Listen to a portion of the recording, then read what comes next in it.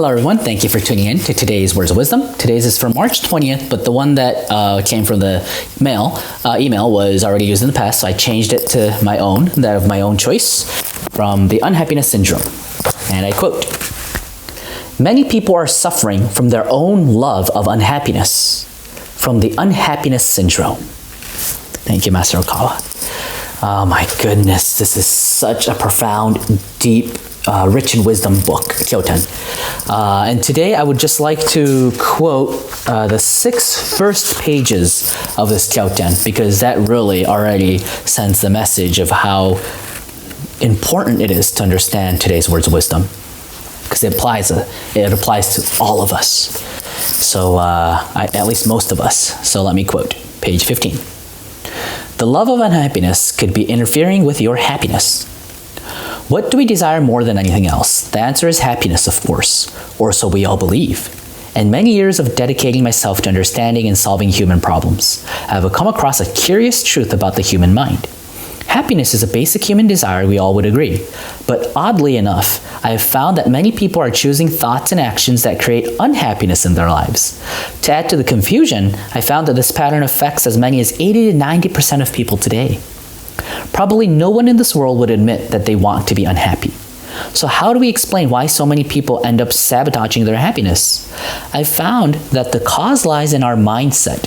What I discovered was a subconscious devotion to unhappiness. People are suffering from what I call the Unhappiness Syndrome, a condition in which the subconscious mind fosters a desire for unhappiness that manifests self-destructive thoughts and behavior. Put simply, many people are suffering from their own love of unhappiness. Within their minds are temples to the goddess of misfortune, not the goddess of success, and monuments to the god of poverty, not the god of prosperity. How is it possible to repeatedly choose the opposite of what we consciously desire? After a lot of contemplation, I've come to realize that in most cases, people are simply unaware of their attraction to unhappiness. They're unable to stand back and see their thoughts and behavior as clearly as a detached observer would. As a result, they're unable to foresee where their thoughts and actions will ultimately lead them. They have good intentions, at least consciously. At a conscious level, they want to love and take care of themselves. But an external observer such as myself can nevertheless recognize an underlying devotion to self-hurt, self-blame, and self-persecution. Without a conscious awareness of the self-defeating patterns that control our thoughts, we can neither recognize them when they arise, nor take the proper precautions to avert them. I have assembled in these pages a collection of cases that I have diagnosed as manifestations of the Unhappiness Syndrome. These cases range from those that are typical of all of us, to those that commonly arise at work and home settings, to those that we find in our spiritual lives. If you read through the chapter titles and headings, you will no doubt recognize the ways that you too have fallen in love with unhappiness. I wrote this book to help readers free themselves from self-sabotaging mental patterns and take charge of their own destinies.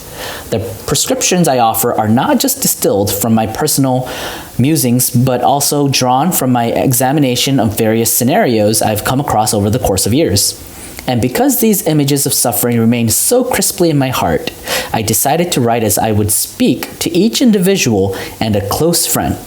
The result, as you'll see in the following chapters, is a simple, insightful outline of my secrets to life and happiness." End quote.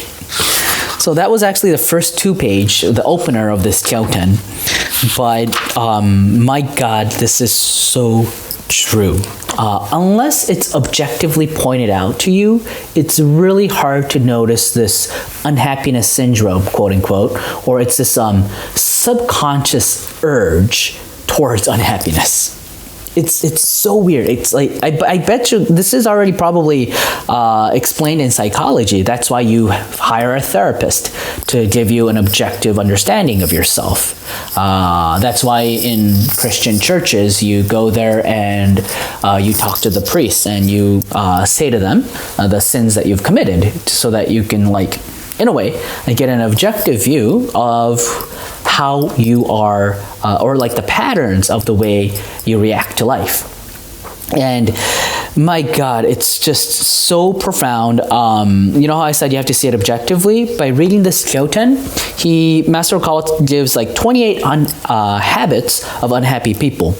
And it can be in cases of a general happiness, in cases of work, family settings, and also in our spiritual lives. But here, let me give you some examples. I envy other people's success, the first unhappiness syndrome.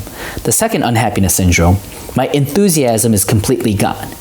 Number 3, I live in constant fear of being hurt. 4, I struggle with asserting myself, being too cocky, right? 5, I feel trapped in the past.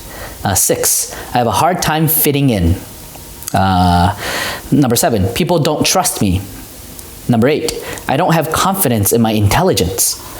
Number 9, I have high aspirations, but they feel impossible to reach. 10, I can't stop thinking pessimistically. And 11, I have a secret I don't want others to know. So those were like the 11 general types of unhappiness syndrome, and were like common symptoms. But that already shows us that first off, it's a surprise that this is an unhappiness syndrome. It's like a subconscious urge of us loving unhappiness.